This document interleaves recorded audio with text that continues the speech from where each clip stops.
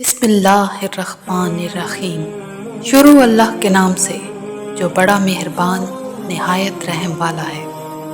خیبر کا علاقہ، بالخصوص اس کے کئی علاقے یہودی فوجی طاقت کے مرکز تھے جو ہمیشہ مسلمانوں کے لیے خطرہ بنے رہے اور مسلمانوں کے خلاف کئی سازشوں میں شامل رہے۔ اس کے علاوہ خیبر کے یہود نے قبیلہ بنی نذیر کو بھی پناہ دی تھی جو مسلمانوں کے ساتھ سازش اور جنگ میں ملوث رہے تھے۔ خیبر مدینہ منورہ سے 60 میل کے فاصلے پر واقع یہودیوں کا بڑا شہر تھا۔ یہودی سازش کرتے تھے جس کی وجہ سے آپ صلی اللہ علیہ وسلم نے ان پر حملہ کر کے قلعہ خیبر فتح کر لیا۔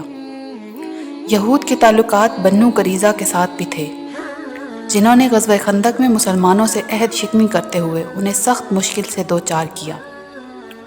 خیبر والوں نے فدق کے یہودیوں کے علاوہ نجد کے قبیلہ بنی غطفان کے ساتھ بھی مسلمانوں کے خلاف معاہدے کیے تھے۔ محرم 7 ہجری میں حضرت محمد صلی اللہ علیہ وآلہ وسلم 1600 کی فوج کے ساتھ، جن میں 100 سے کچھ زائد گھڑ سوار تھے، خیبر کی طرف جنگ کی نیت سے روانہ ہوئے اور 5 چھوٹے قلعے فتح کرنے کے بعد قلعہ خیبر کا محاصرہ کر لیا جو دشمن کا سب سے بڑا اور اہم قلعہ تھا۔ یہ قلعہ ایک اونچی پہاڑی پر بنا ہوا تھا اور اس کا دفاع بہت مضبوط تھا۔ یہودیوں نے عورتیں اور بچے ایک قلعے میں اور سامان خورد و نوش اور جنگی سامان ایک اور قلعے میں رکھ دیا اور ہر قلعے پر تیر انداز تعینات کر دیے جو قافلے میں داخل ہونے کی کوشش کرنے والوں پر تیروں کی بارش کر دیتے تھے۔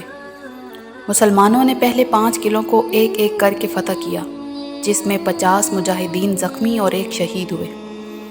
یہودی رات کی تاریکی میں ایک سے دوسرے قلعے تک اپنا مال و اسباب اور لوگوں کو منتقل کرتے رہے۔ قلعہ قموس سب سے بنیادی اور بڑا قلعہ تھا۔ صلی اللہ علیہ وسلم نے باری باری حضرت ابوبکر، حضرت عمر رضی اللہ تعالیٰ عنہ اور حضرت سعد بن عبادہ رضی اللہ تعالیٰ عنہ کی قیادت میں افواج اس قلعے کو فتح کرنے کے لیے بھیجی مگر مسلمان کامیاب نہ ہو سکے۔ پھر حضرت محمد صلی اللہ علیہ وآلہ وسلم نے ارشاد فرمایا، کل میں علم اسے دوں گا جو اللہ اور اس کے رسول سے محبت کرتا ہے اور اللہ اور اس کا رسول اس سے محبت کرتے ہیں، جو شکست کھانے اور بھاگنے والا نہیں، خدا اس کے دونوں ہاتھوں سے فتح عطا کرے گا۔ یہ سن کر اصحاب خواہش کرنے لگے کہ یہ سعادت انہیں نصیب ہو۔ اگلے دن حضور صلی اللہ علیہ وآلہ وسلم نے حضرت علی کرم اللہ وجہہ کو طلب کیا، لیکن جب وہ آئے تو صحابہ کرام نے بتایا کہ انہیں آشوب چشم ہے، تو حضرت محمد صلی اللہ علیہ وآلہ وسلم نے ان کی آنکھوں پر اپنا لعاب لگایا جس کے بعد تا عمر انہیں آشوب چشم نہیں ہوا۔ حضرت علی رضی اللہ تعالیٰ عنہ جب قلعے پر حملہ کرنے پہنچے تو یہودیوں کے مشہور پہلوان مرحب کا بھائی مسلمانوں پر حملہ آور ہوا، مگر حضرت علی کرم اللہ وجہہ نے اسے قتل کیا اور اس کے ساتھی بھاگ گئے۔ اس کے بعد مرحب رجز پڑتا ہوا میدان میں اترا۔ اس کے ساتھ زبردست لڑائی کے دوران حضرت علی نے اس کے سر پر تلوار کا ایسا وار کیا کہ وہ 2 ٹکڑے ہو گیا۔ اس کے ساتھی اس کی ہلاکت کے خوف سے بھاگ کر قلعے میں چھپ گئے۔ حضرت علی کرم اللہ وجہہ نے قلعے کا دروازہ جو 20 آدمی کھولتے تھے اکیلے اکھاڑ لیا، اسے قلعے کے سامنے والی خندق پر رکھ دیا تاکہ افواج گھڑ سواروں سمیت قلعے میں داخل ہو سکیں۔ اس فتح میں 93 یہودی ہلاک ہوئے اور قلعہ فتح ہو گیا۔ مسلمانوں کو شاندار فتح نصیب ہوئی۔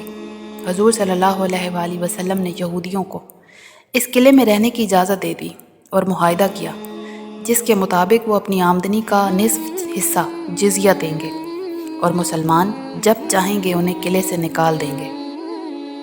اس جنگ میں بنی نذیر کے سردار حی بن اخطب کی بیٹی صفیہ بھی قید ہوئی، جن کو آزاد کر کے حضور صلی اللہ علیہ وآلہ وسلم نے ان سے نکاح کر لیا۔